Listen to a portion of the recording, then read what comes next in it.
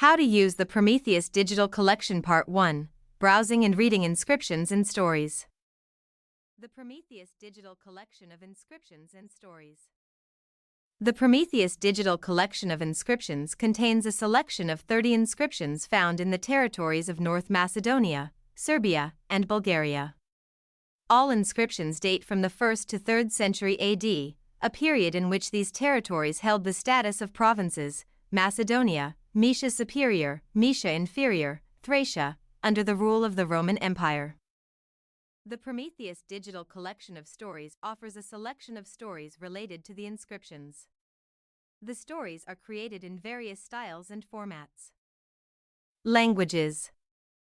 The contents of the Prometheus Digital Collection are available in English, Bulgarian, Serbian, and Macedonian. Browsing.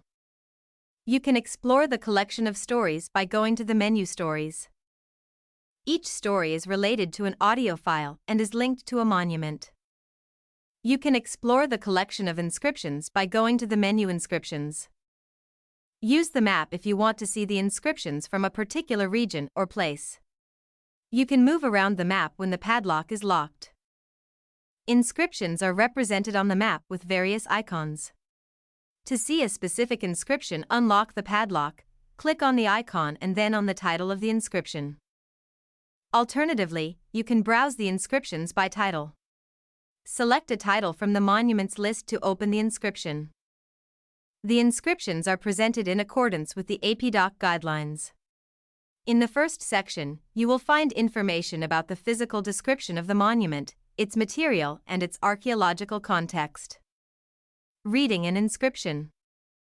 In other words, you will learn who read the inscription, where it was found or observed, the name of the ancient settlement, where it is kept today, what type of object it was written on, the size of the monument, how the inscription field was organized, and whether there were any decorations. In the following section you will find information defining more precisely what kind of text was written on the monument and when it was written. You can also view one or several available photographs. Next, you can read the transcription of the inscription in its original language, Greek or Latin, or you can simply read the translation. In the interpretive version, the text is edited to make it easy to read. In the so-called diplomatic version, the text is transcribed literally, exactly as it physically appears on the monument. If you are interested to see how is the inscription encoded, click on Coded. You will see a diagram presenting the structure of the encoded text with its elements and attributes. Looking behind the content. If you click on XML, you will see the encoded text of the inscription in an XML format. The complete XML file is available for download at the bottom of the page. Further reading. The last section is reserved for a scholarly approach and deeper insight. The apparatus provides information on ligatures and variant readings. In the commentary, you can learn more about specific aspects of the inscription.